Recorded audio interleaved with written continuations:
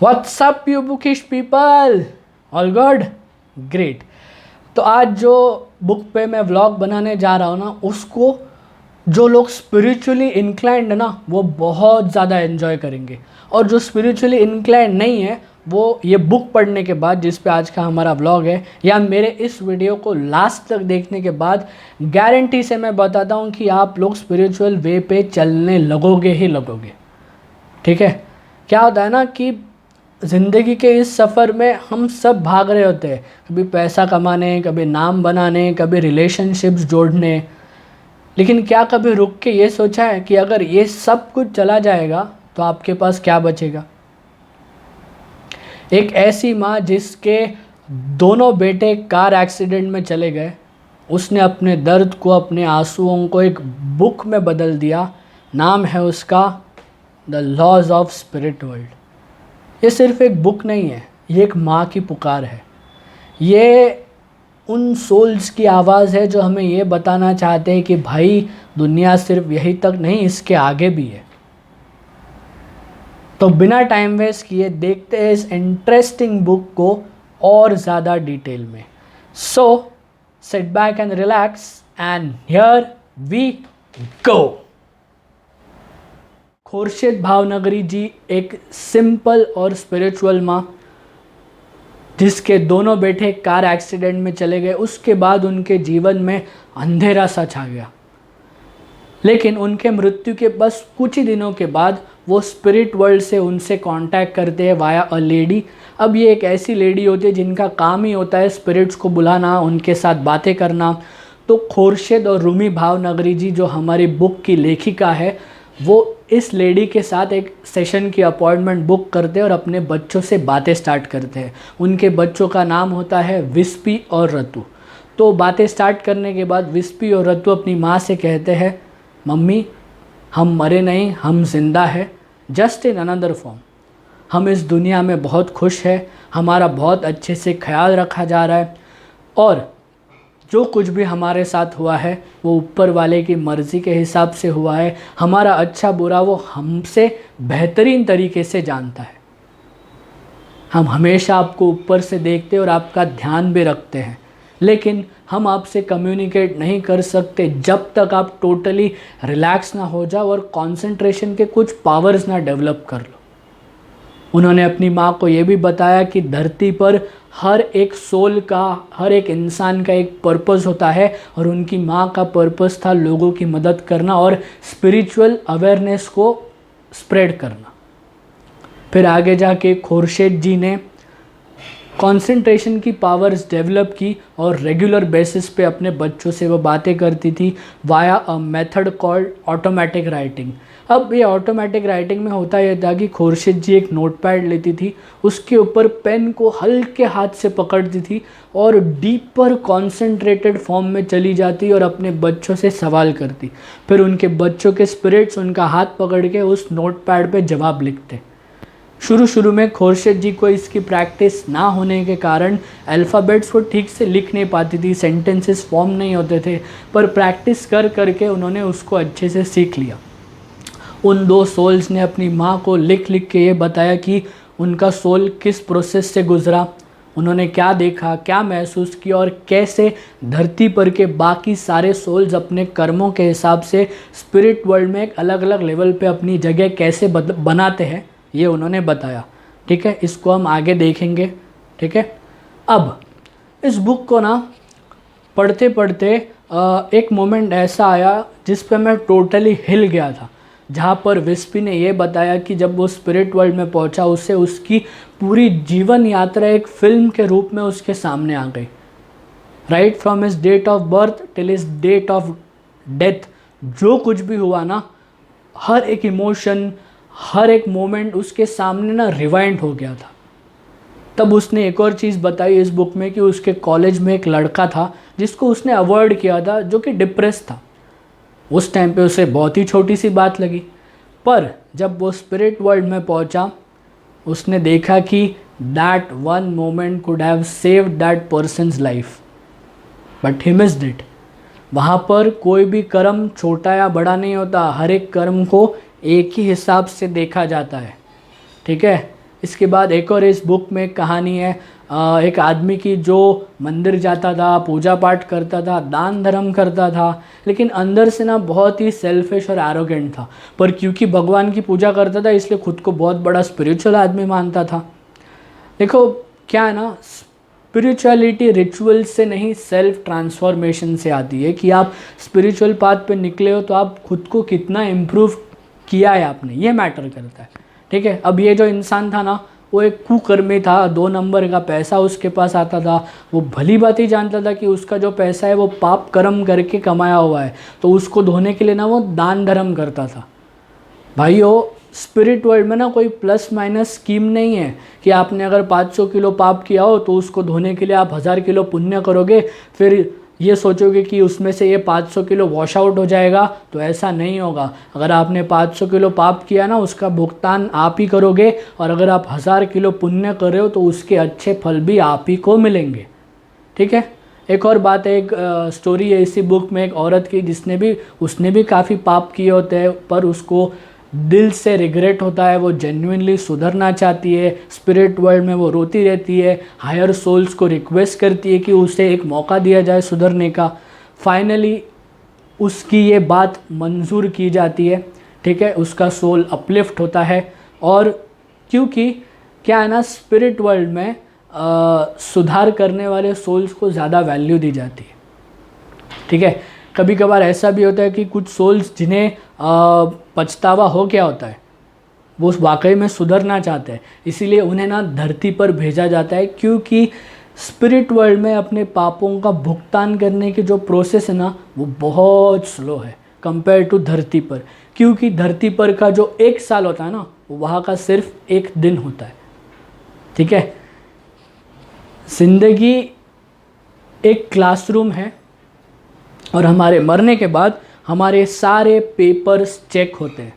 कहने का मतलब ये है कि जब हम मरते हैं तो उस पर्टिकुलर जन्म में हमने जो भी पाप पुण्य किए होते हैं ना उसका एक हिसाब होता है, और उस हिसाब से हमें स्पिरिट वर्ल्ड में जगह मिलती है जहाँ पर 7 रेल्म्स है, जिसको मैंने स्टार्ट में कहा था ना। अब उसको हम डिस्कस करेंगे इन डेप्थ में। तो शुरू करते हैं रेल्म 1 से। ये ना सबसे नीचे वाला और सबसे डार्केस्ट रेल्म है। यहाँ पर सूरज की एक किरण तक नहीं पड़ती। ये रेल्म या लेवल बोल लो, जो भी आपको लगे, मैं तो रेल्म बोलूँगा।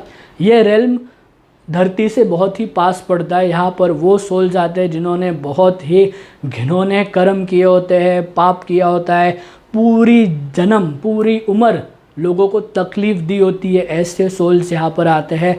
इन सोल्स के साथ यहाँ पर ना क्रॉलिंग क्रीचर्स भी होते हैं, सांप, कीड़े मकोड़े, बिच्छू, उनके साथ ना ये सोल्स भी क्रॉल्स कर रहे होते हैं। क्योंकि इनके पास, किसी के पास हाथ नहीं होते तो किसी के पास पैर नहीं है, किसी के पास एक हाथ है तो एक पैर नहीं है, तो ये सोल्स भी उन्हीं के साथ क्रॉल करते रहते हैं। Next realm 2। अब ये यहाँ पर वो सोल्स आते हैं जिन्होंने रिग्रेट किया होता है पर उनको सुधरना नहीं है। मतलब कि हाँ भाई, मैं जानता हूँ कि मैं एक पापी इंसान हूँ, पर मुझे उस काम में इतना मज़ा आ रहा है ना कि मेरे को सुधरना नहीं है, मेरे को चेंज नहीं करना है। I am happy with it. I know, I agree कि I am doing a wrong thing, but still I am happy with it. ऐसे सोल्स यहाँ पर आते हैं। यहाँ पर भी पूरा अंधेरा होता है, यहाँ पर भी क्रॉलिंग क्रीचर्स होते हैं, ये लोग भी पापी होते हैं। पर यहाँ का जो फ्लोर होता है ना वो तेज़ नुकीले पत्थरों से भरा होता है, उसके ऊपर ये क्रॉलिंग क्रीचर्स और ये ह्यूमंस क्रॉल कर रहे होते हैं। अब सोचो कितना दर्दनाक चीज़ें उनको वहाँ भुगतनी पड़ती है। चलो कोई बात नहीं, रेल्म 3 पर आते हैं। अब रेल्म 3 पर आने वाले सोल्स ना वो सोल्स होते हैं जिन्होंने ब्लेम गेम किया होता है। ये वो सोल्स होते हैं जो धरती पर ना एक दूसरे पर जलते रहते हैं। ठीक है, यहाँ पे आने वाले जो नए सोल्स होते हैं ना उनको पुराने वाले सोल्स ना अपना बंदी बना के रखते, अपने सारे काम उनसे करवाते हैं। यहाँ पर के सोल्स की बॉडी वेट है ना बहुत ज़्यादा हैवी होता है। ठीक है, और काफ़ी डिफॉर्मिटीज़ भी होती है इनकी बॉडीज़ में, बहुत इम्प्योर सोल्स होते हैं ये लोग। यहाँ पर भी अंधेरा ही होता है। ठीक है, अब रेल्म 4। ये एक ऐसा रेल्म है ना, इसको एक आप न्यूट्रल जोन की तरह समझ लो। यहाँ पर वो सोल्स आते हैं जिन्होंने ज़्यादा पाप भी नहीं किया पर ज़्यादा पुण्य भी नहीं किया। एक सेंटर स्टेज है ये। ठीक है, ऐसे समझ लेना। यहाँ का माहौल सेम धरती की तरह, यहाँ पर दिन भी होता है, यहाँ पर रात भी होता है। यहाँ पे वो सोल्स आते हैं जिन्होंने पापों का प्रायश्चित करके स्पिरिचुअल मार्ग पे जो चलने लगे होते हैं ना, वो सोल्स यहाँ पर आते हैं। इस रेल्म से एक सोल की ह्यूमन जर्नी स्टार्ट होती है, ठीक है। रेल्म 5, अब this is the beginning of heaven, ठीक है। This realm is the beginning of heaven. This place is equal to a beautiful place on the earth, ठीक है। यहाँ पर अच्छे कर्म करने वाले सोल्स आते हैं। यहाँ पर आसमान में हमेशा एक ब्राइटनेस रहती है। यहाँ के सोल्स के बीच में बहुत ही प्यार होता है, एक दूसरे को मदद करते हैं, काफ़ी अच्छा वातावरण होता है यहाँ का, ठीक है। अब रेल्म 6, ये इस जगह पे ना बहुत ही पावरफुल सोल्स आते हैं। ये वो सोल्स होते हैं जिन्होंने धरती पर के अपने सारे कर्म अच्छे से कंप्लीट करके फिर वो उस रेल्म पे पहुंचते हैं। एक अच्छे कर्म करने वाले या पुण्य कर्म करने वाले सोल्स होते हैं, पुण्यात्मे होते हैं, ऐसा भी आप बोलोगे तो भी चलेगा। ये लोग 6th रेल्म में बैठ के ना, जो नीचे के 5 रेल्म्स आपके साथ डिस्कस किए मैंने, उस रेल्म में से अगर किसी भी आत्मा को सुधरना होता है ना, तो ये वाले रेल्म के सोल्स होते हैं ना, वो उनको गाइडेंस देते हैं, कैसे सुधरना है ये सिखाते हैं उनको, ठीक है। यहाँ पर आसमान में हमेशा अच्छी ब्राइटनेस होती है, अच्छी हवा चलती है, पेड़ पौधे होते हैं, यहाँ पे ग्रीन ग्रास है। यहाँ पे आपको ऐसे कलर के फूल दिखेंगे जो आपने धरती पर देखे ही ना हो। ये रेल्म इतना सुंदर है। Next realm 7, this is the divine most realm, this is the purest most realm. यहाँ पे सिर्फ प्योर सोल्स आते हैं। यहाँ के सोल्स का ना भगवान के साथ एक अच्छा कनेक्ट होता है, एक वननेस होता है। This is the final destination, ठीक है। इसके आगे और कोई रेल्म नहीं है, और यहाँ पर हर एक सोल आ भी नहीं पाता है। इसीलिए इस 7th रेल्म के जो सोल्स होते हैं ना, वो वापस से धरती पर पुनर्जन्म नहीं लेते हैं। इस रेल्म की एक सबसे ख़ास बात यह है कि यहाँ पर सोल्स ना एक दूसरे को जज नहीं करते। आपका खुद का सोल आपको जज करता है, दैट्स इट। बाकी कोई भी सोल आपकी लेवल नहीं डिसाइड कर सकता। इस बुक में सबसे अच्छी बात यह दी है कि people living on earth can not determine the beauty of this realm, मतलब this realm is beyond human imagination. इतना सुंदर बताया है इसको, ठीक है। अब स्पिरिट वर्ल्ड में ना आपका हर एक चॉइस, हर एक इमोशन काउंट होता है। मतलब आपकी मदद, आपका ईगो, आपका प्यार, आपका गुस्सा, सब कुछ लिखा जा रहा है। सबसे सुंदर बात यह है कि आपका कनेक्शन उन लोगों के साथ टूटता नहीं है जो चले गए हैं, ठीक है। वो हमेशा आपके आसपास होते हैं, आपकी मदद करते, बस आपकी ना फ्रीक्वेंसी उनके साथ मैच होनी चाहिए, ठीक है। अभी मान लो आपके ग्रैंड पेरेंट्स है, या आपके पेरेंट्स है, या आपका कोई करीबी दोस्त है जो गुजर गए हो, अगर अचानक से बेवजह आपको उनकी बहुत ज़्यादा याद आए, या वो आपको अपने सपने में दिखने लग जाए, तो ये कोई कोइंसिडेंस नहीं है, ये सोल कनेक्ट है, ठीक है। ये सोल कांटेक्ट है, सॉरी कनेक्ट नहीं, सोल कांटेक्ट है। वो आपसे कांटेक्ट करना चाहते हैं, ठीक है। अब जो यार आप ये स्लाइड देख रहे हो ना अपने स्क्रीन पे, इस पे मैंने एक डेट को ग्रीन में हाईलाइट किया है। ये वो डेट है जिस डेट पे खुर्शीद जी ने अपने बच्चों से बातें की थी, और जो ब्लू हाईलाइट है ना, ये वो टॉपिक है जिस टॉपिक पे उन्होंने बातें की थी। यही सीक्वेंस पूरे बुक पे फॉलो हुआ है, ठीक है। अब धरती पर एक आत्मा का जन्म लेने का पर्पस होता है कि उसको लाइफ के एक्सपीरियंसेस मिले, वो खुद को ट्रेन करे और अपने पापों का भुगतान करके, अच्छे कर्म करके स्पिरिट वर्ल्ड में अपने लिए एक हायर रेल्म में जगह बना पाए। हायर रेल्म मतलब from realm 5, 6 and 7, from realm 5 to 7, इसमें वो अपनी जगह बना पाए। इसके लिए उसको जन्म दिया जाता है, ठीक है। एक और चीज़ वापस से कहूँगा, आपका हर एक छोटे से छोटा कर्म काउंट हो रहा होता है। इसीलिए अच्छे कर्म करो, निस्वार्थ भाव से लोगों की मदद करो, और अपने पूर्वजों को और भगवान को खुश करो। जो लास्ट की 3 लाइन है ना, ये इससे वो लोग ज़्यादा कनेक्ट करेंगे जो स्पिरिचुअली इंक्लाइंड है। बाकियों के लिए तो ये ज़िंदगी एक क्लासरूम है, हर इमोशन एक लेसन है, और the laws of spirit world एक मैनुअल है जो हमें सिखाता है कि लाइफ कैसे जीनी है और मरने के बाद क्या होता है।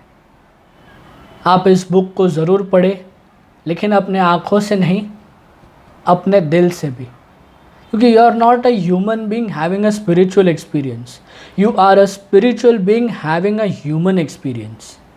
ठीक है, that's it from my side. अगर आप इस चैनल पे नए हो तो चैनल बुकिश बॉय को ज़रूर सब्सक्राइब करना for more such interesting videos. And अगर आप पुराने हो, you know the drill, like share and comment. मिलता हूँ आपसे अगले व्लॉग में एक और धमाकेदार बुक के साथ। Until then, stay happy, stay cool, keep reading, and I will see you in the next chapter. Signing out, Tejas Lad.